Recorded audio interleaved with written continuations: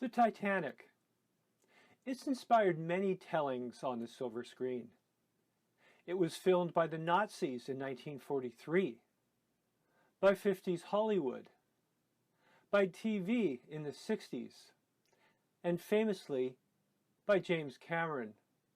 But for many, the most compelling and definitive version of the tragedy remains a 1958 classic from the Rank Organization. Welcome. This time we look at A Night to Remember. We'll briefly explore the impact of the tragedy of the Titanic, the film itself, and why it's the favorite of many Titanic fans. A key reason A Night to Remember is a movie worth seeing is the quality of its source material. Back in 1954, Walter Lord sparked the biggest wave of interest in the Titanic in 40 years with his new book. Lord was an American renowned for his histories packed with personal details about events such as Pearl Harbor, Midway, and Dunkirk, but he's best known for A Night to Remember. Lord interviewed 64 survivors and created a vivid picture of Titanic's last night. Using his material and survivors contacted by the filmmakers, Night to Remember the film combines a crisp step-by-step look at how the tragedy unfolds and how it impacts each of dozens of real-life characters. They come from every strata of the ship. We meet rich and poor, snobby and honorable, crew and officers, doomed Captain Smith, and White Star Line owner Bruce Ismay, who shamed himself to stay alive. We meet the drunk ship's baker, the Morse operators sending endless SOS calls, and the rich girl who ignored her jewels but saved her lucky pig music box. We meet Captain Rostron of the Carpathia, who braved icy waters to rescue survivors, and Captain Stanley Lord of the Californian. He slept while Titanic sent flares just 10 miles away. Lord never satisfied courts about his inaction that night, and it haunted him to the grave. By the way, the controversial captain was not related to Walter Lord. Also, despite its name, the Californian was a British ship of the Leyland Line. A Night to Remember was one of the most expensive British movies of the 1950s and was filmed beautifully in black and white. Somehow, that was a better choice for realism than color, as almost the whole film stays on that fateful night. Black and white also allowed use of actual footage of period ships, creating images that are haunting and real. Note that one image is actually the ill-fated Lusitania. She was torpedoed just 3 years after Titanic's loss. And speaking of haunting images, who can forget those chilling views of Titanic, about 4 city blocks long, with its hull in the air above the icy water? I'll always recall seeing that image on TV as a kid, and I never forgot it. Moments later, we see the people on that stern so high in the air, young and old, each praying in their own language, each making peace with their God. Watching those moments, it's hard not to be moved. The film also touches on one other ugly fact, the gap in the fates between rich and poor. We meet some of the third-class passengers early on. They're immigrants from Ireland and Eastern Europe, traveling to a new life. But when disaster strikes, they're denied access to the upper decks and lifeboats. Contributing to that horror, many of the crew members themselves can't grasp that the unsinkable ship is actually doomed. Tragically, while over 500 third-class passengers perished, over 700 staff and crew members were lost. The Titanic disaster meant more than the loss of a ship and 1,500 lives. It truly shook how people viewed their place in the world.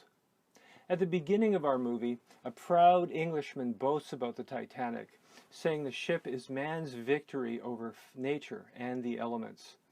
That line perfectly sums up beliefs at the time in England and much of the West. To them, there were 2 certainties. 1, God intended humans to use and dominate the earth in all aspects. 2, humans were meant to control nature through science and new technologies. The new Titanic, largest ship in the world and advertised as unsinkable, symbolized that view. But when it sank, it shattered that conviction. It was shaken again that same year when England's Captain Robert Scott and his party died on the trek from the South Pole. And of course, these tragedies foreshadowed the start of World War I just 2 years later, which would topple everything. By the end of the movie, Kenneth More's character underlines those changing attitudes. But this is different. Because we hit an iceberg? No. Because we were so sure. Because even though it's happened, it's still unbelievable. I don't think I'll ever feel sure again. About anything. Kenneth More got top billing for A Night to Remember, while the whole cast is so large that other actors were simply listed alphabetically. Moore was a top star in England, and is probably best known in North America after he again donned a uniform in 1960's Sink the Bismarck. In the Titanic story, he was Second Officer Charles Lightoller, the most senior surviving officer. Moore plays him like a likable man who can also take charge. He's basically the hero of the film, overseeing lifeboats and keeping discipline after the sinking. In the years after the film, Lightoller's reputation faced some controversy. Some faulted him for insisting on women and children only, denying some men entry into lifeboats that weren't full. Further, when commanding a Royal Navy ship in 1918, it was said he ordered the shooting of German sailors after destroying their U-boat. In his biography, Lightoller admits that he was upset that the U-boat sank 2 civilian ships, and wrote he refused to accept the, quotes, hands-up business. Still on the sea, he also captained his own boat, the Sundowner, during the Dunkirk evacuation. Others you'll spot in the cast include Honor Blackman as a devoted mother. 6 years later, she gained fame as Pussy Galore in Goldfinger. David McCallum plays a Morse operator. Later, he became Ilya Kuryakin on TV's Man from U.N.C.L.E. Very briefly, Desmond Llewellyn, James Bond's Q, shows up as a crew member. Blink and you'll miss him. Finally, Lawrence Naismith, a one-time merchant seaman himself, plays Titanic Captain Edward Smith. 2 years later, he'd again be Kenneth More's commanding officer, this time as the first Sea Lord in Sink the Bismarck. The producer and screenwriter for A Night to Remember was novelist Eric Ambler. He also did the writing adaptation for The Cruel Sea, a real favorite of mine. As producer, Ambler chose Roy Ward Baker to direct. Baker wasn't a top name director, but Ambler knew him for his wartime work in documentaries. Baker was impressive. He managed large sets, water tanks, miniatures, and a huge cast to create a drama with documentary realism. The pace never drags, and we're never confused despite the many stories being told.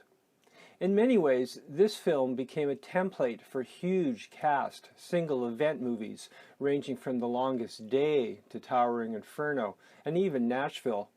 A Night to Remember was Ward's biggest film. He later became a director for Hammer Horror and a few shows for British television. A final word on Night to Remember, and that's to acknowledge that there are some facts and details the film doesn't cover or show correctly, and that's partially because when it was made. Why was the Titanic still steaming at night despite all those ice warnings? Was Captain Smith under company pressure for a speedy crossing? Did the night's calm sea play a factor? Many say higher waves breaking on the iceberg would have made it more visible and avoidable.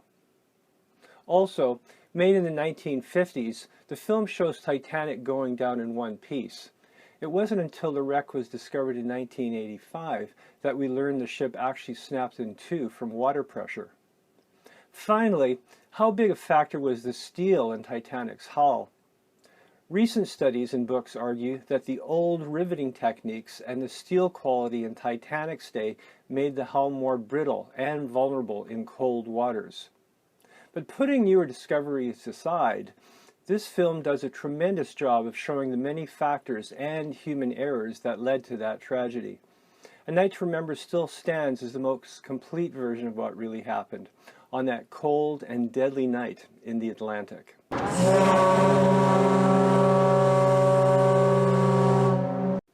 Titanic remains endlessly fascinating.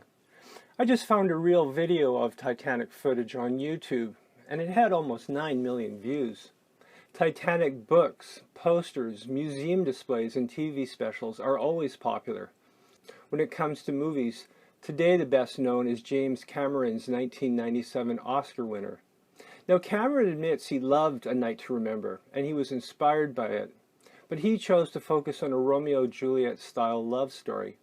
Personally, and I have to be careful here, I was one of those who found it a bit wanting. First, it runs over 3 hours, but totally ignores the real-life dramatic tension of the Californian. I thought that was a strange choice. Also, his 1912 characters in the screenplay generally feel more one-dimensional. The rich are mostly bad, and all the poor are noble. Of course, it's all a matter of taste, but I'll stick to the version from Walter Lord and Eric Ambler. Well, thanks very, very much for watching. I encourage you to comment, talk about your favorite Titanic movie and why you love it so much. And I also invite you to subscribe, and I hope to see you again at Walt's Flicks Picks.